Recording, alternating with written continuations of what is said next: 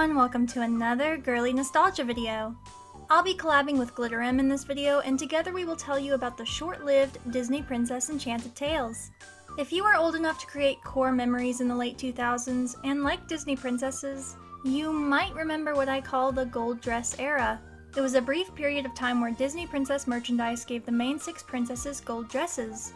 The gorgeous and gold branding only lasted a couple of years, beginning publicly around 2007, indicated by the Enchanted inclusion on the online Disney Store banner, and ending shortly after Tiana's debut in 2009. The Disney princesses are no stranger to merchandise rebrands every couple of years to keep people buying products.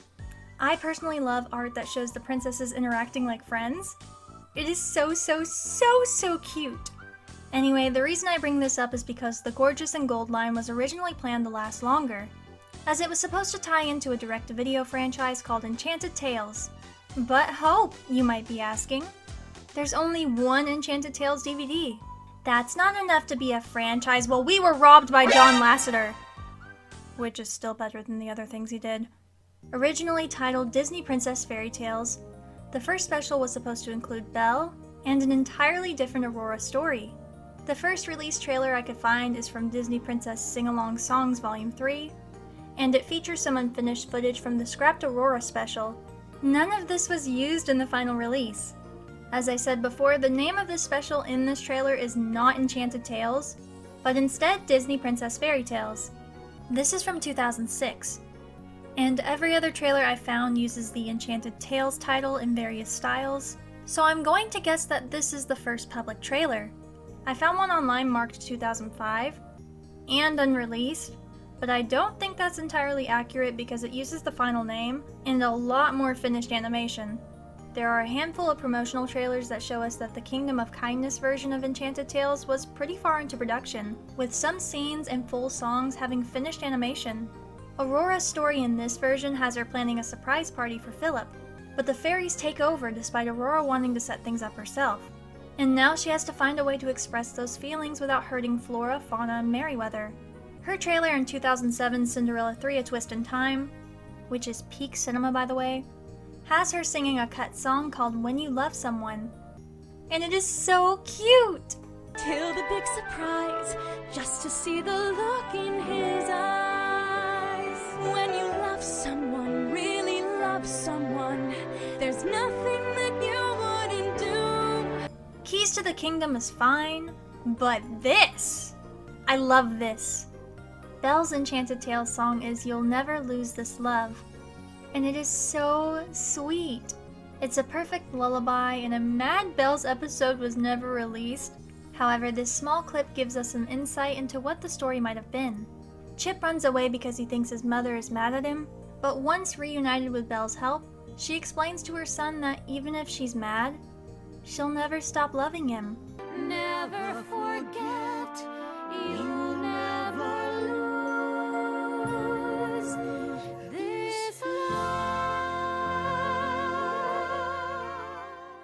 Their voices are stunning together, oh my gosh! At this point, Enchanted Tales was advertised as a September 2007 release, which is a deadline the film did meet despite all the changes. I found an archive detailing release information starting in March 2007 and continuing until September 2008. It was really helpful when trying to figure out production information.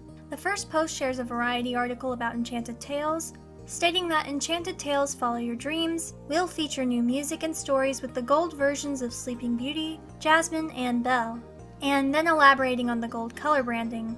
However, the following day it is reported that the special will only feature new stories with Jasmine and Aurora.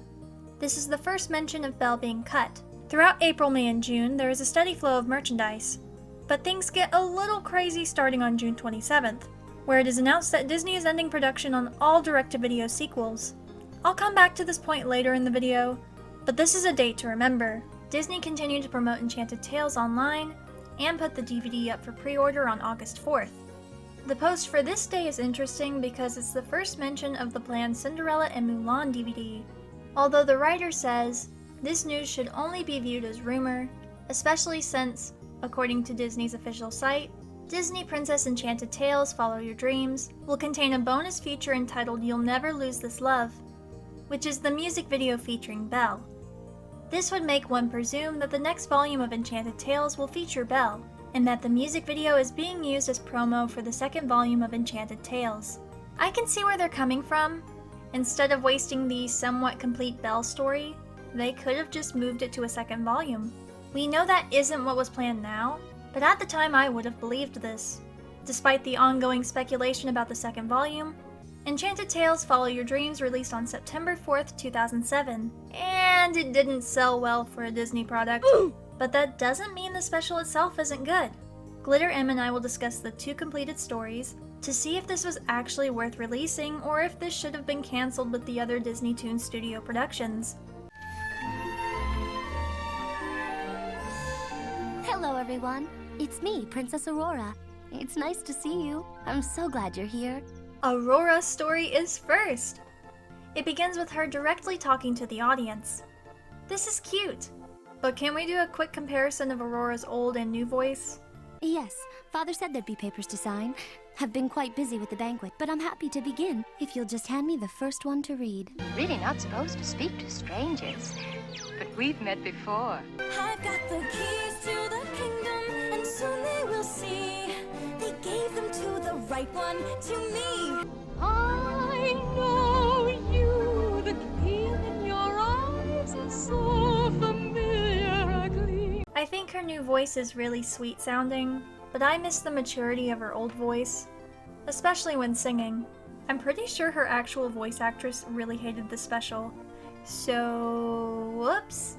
In Aurora's story, she is left in charge of the palace while the king and queen go to a royal conference with the other king and Prince Philip. She promises to do her best, and even plans to hold a banquet upon their return. I will. I promise. Samson, we're gonna have to work on your timing, old friend. Y'all hate on the original princess all you want, but this is cute! Once Aurora is left in charge, she has to sign a lot of papers, and the Duke advises her to just sign them without reading them. Oh, the audacity. Aurora does not do this and takes the time to read every paper before signing it. That's the best moral in this special.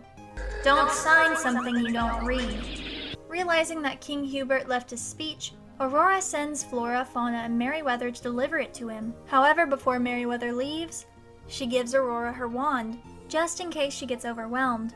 Aurora says she'll keep it, but she will not use it. That does not last long, and she has a little fun with magic that evening.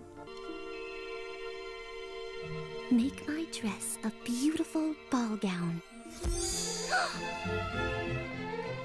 That is the ugliest effing skirt I've ever seen. The next day, Aurora is given the task of solving the townspeople's problems.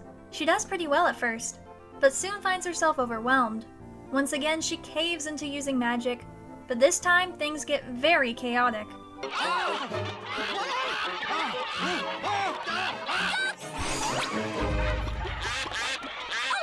She just can't get her words right, and the Duke freaks, running to the returning royals. But before they come home, Aurora comes up with the solution to make everyone happy and return things to normal before her family comes home. This was fun. This special is not groundbreaking at all. It's very simple, but really fun. And it's a great watch for any Sleeping Beauty fan. Although I think I would have enjoyed the original planned episode just a bit more. Coming up next, splash around with the Little Mermaid. And after, keep splashing with more of the Little Mermaid. Learning is powered by imagination here inside Playhouse Disney.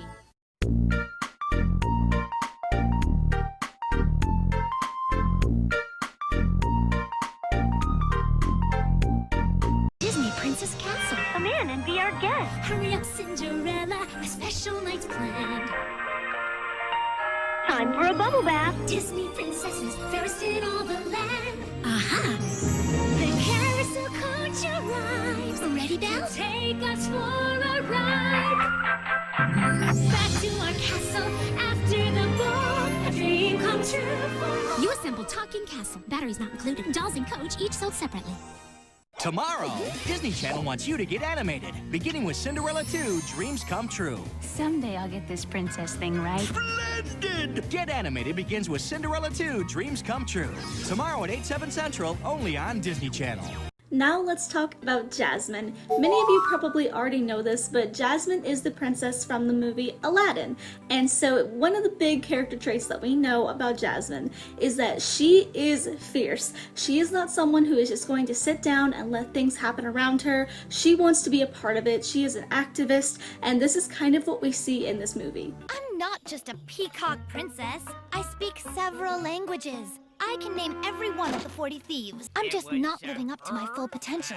I could be of real service to the community, help in schools or in hospitals. So for Jasmine's short story, basically she is kind of in this debacle because her father wants her to be just your regular average princess, just kind of sit there and look pretty, where she wants to be a part of what is going on in her country. She wants to take a lead and she wants to be a part of what is going on and make plans, make decisions, be a part of her kingdom. And there's this very beautiful song which I highly recommend listening to it, which is called Peacock Princess. It is probably my favorite Jasmine song. Yes, my favorite Jasmine song. It is beautiful and it really showcases her struggle about how she wants to lead. She wants to be a part of what is going on. She wants to be a diplomat and not just sit there and look pretty for everyone else to view. I can find a cure. I can help the poor. I could soar if they'd give me half a chance. When will they get a clue? There's so much that I can do. So she then goes to her father and takes it up with him and is like, hey, I want to do something. Give me something that I can do.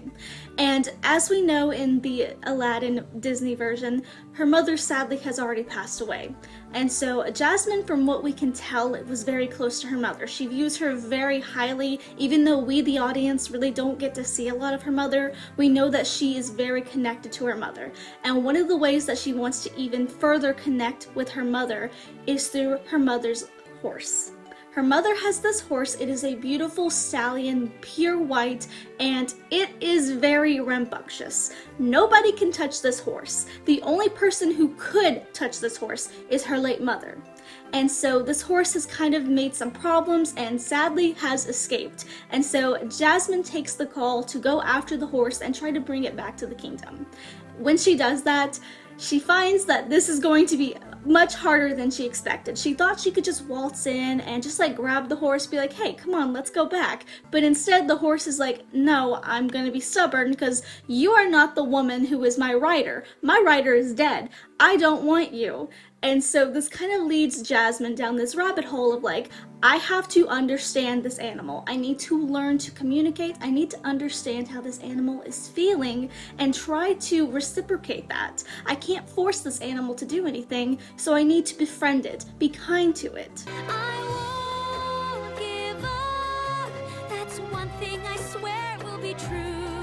And after a little bit of debacle, but a mutual understanding does arise, and she is able to actually ride the horse back into her village, back into her kingdom, and the look on her father's face is priceless because he did not think he would ever see such a sight again. After his wife died, he never imagined that anyone could ever tame that horse, and yet here his daughter is, taming the horse just like her mother did. And seeing you riding him reminds me so much of her. I hope you're not angry. Angry? Oh, I couldn't be prouder, my beautiful and very brave princess. So this kind of influences him to understand where Jasmine is coming from. She's a very strong-willed woman, and she wants what she wants, and she's gonna get it one way or the other. Unfortunately, Disney Princess Enchanted Tales sold rather poorly for Disney standards, and John Lasseter shut down almost every project at Disney Toon Studios. So Enchanted Tales was already one foot in the grave before it was even released. Oh no! That being said, many merchandise tie-ins were still released. Dolls, accessories, playsets, games, books, Pez dispensers. I wanted that talking vanity so bad growing up, and I never got it. Loser, loser. I actually have a doll and 2 games from this era. So let's talk about them. Sometimes when I'm lonely and sit and think about him, and it hurts to remember all the good times. Da, da, da. That's not gonna stay up. The princess look is back! If you want to see the first appearance of this look, go watch my Palace Pets video. I loved making that video so much, and I'm pretty sure it flopped, so sucks to be me. Anyway, I have Belle, who was not in the special. She was supposed to be in the first DVD, and then her segment was cut except for a song, and it was a really good song. So come into these open arms, safe from fear, safe from harm. When you're alone and courage isn't enough. But I found this girly in box, although I'm going to take her out in this segment because it's very crusty and bent. But I just wanted to go ahead and show it off because I love the storybook packaging. I think that is a really cute touch. Like, here's where it would open, here's the spine. And the back has instructions on how to use her. It says, play Belle's fairy godmother. That's Cinderella's vibe, but okay. Wave the magic wand. Her skirt changes from dazzling gold to shimmering yellow to lovely rose. And her necklace lights up to match. That is very cute. I hope this works, because it's literally just a bit younger than me. When was this made? And this is definitely 2007. Manufactured 2007, so I'm pretty sure I was in kindergarten when this came out, so she's old. Like me. So let's get her out of the box. Okay, here she is out of box. Oof. I'm gonna save what I can of that box for like scrapbooking, but it smelled like smoke. The girl was in a smoky home, so she deserved to be free from her cancer cell. But her hair, oh my god, I'm gonna wash this. This is... Girl's going through it. But honestly, for what she's been through, I think she is in great condition. Gross. Let's see how to put her batteries in, because she has a button on her back and it is not working. So we're gonna have to give her batteries. How do I put batteries in this girly? Requires 2 AAAs, I have that. Where do I put them in? In her leg? Huh? Oh. Sorry to violate you, hun. Not to show her off, but that's some convenient placement. I thought it would be in her back. Look at this. This is so creepy. Why would you put that there? Also, her shoes do not come off. Okay. And here she is. Isn't she cute? So the wand is basically useless. This is just for fun. The button on the back does all the work. And basically you just press it. And her skirt changes color. So I've got gold, pink, and this metallic. I think I'm gonna leave her at gold because that's really pretty. But yeah, the dress itself is really gorgeous. The wand's a cute accessory, although it is kind of meaningless. And I will be fixing her hair at some point because it is crusty dusty from being in that box. But that's okay. She is still so beautiful and I'm so happy to have her. And I hope you're enjoying the video so far. We've got more fun segments coming up, so please stay tuned. Goodbye! As for the games, there are 2 that feature the golden dresses. The first is Disney Princess Magical Jewels. Released on October 16th, 2007 for the Nintendo DS, Magical Jewels stars a fairy named Sprite.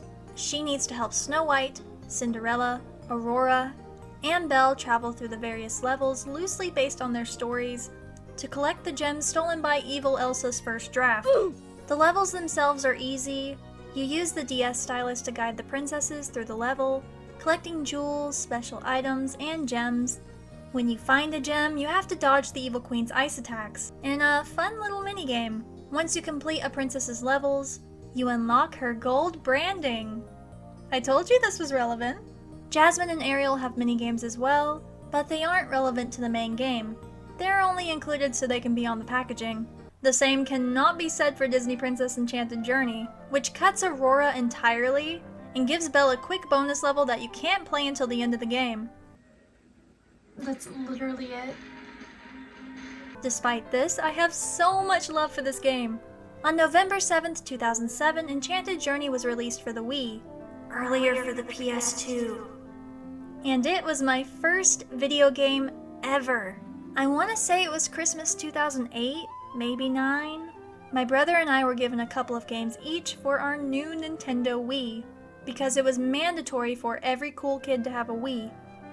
I don't make the rules. He had Bakugan and some hunting games, while I had Pets Cats 2, Enchanted Journey, and some others I can't really remember. We didn't get the quality games right away, but I didn't mind. We still had fun. My brother played one of his games first, and soon it was my turn to try one of my games. I put in the Enchanted Journey disc because I really liked the pink and gold coloring of the package. Not much has changed, honestly. Once you start, you're greeted with a cutscene explaining the backstory of the game. The kingdom of Gentle Haven has been left in ruin, but the fateful encounter of a young girl, who is voiced by Isabel Furman. Hunger Games fans, you're welcome. And Pixie kickstarts an Enchanted Journey. He said it! He said it!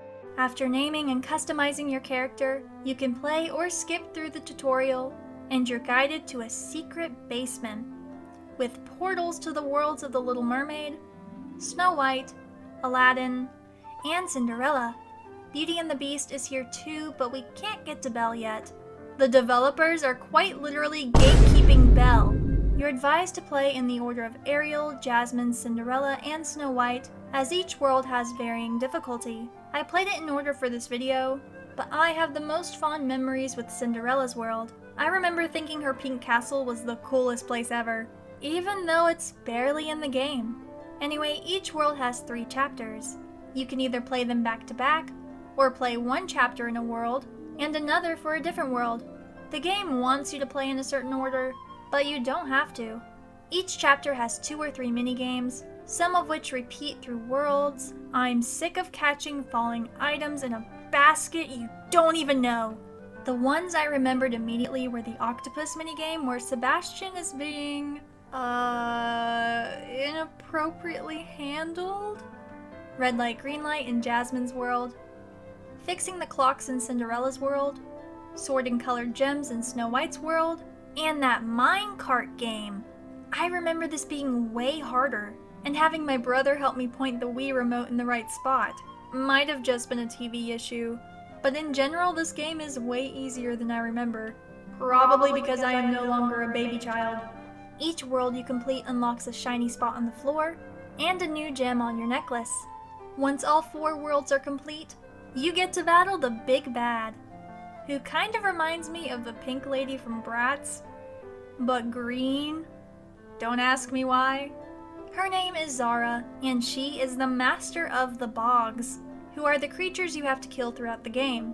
And they turn into butterflies!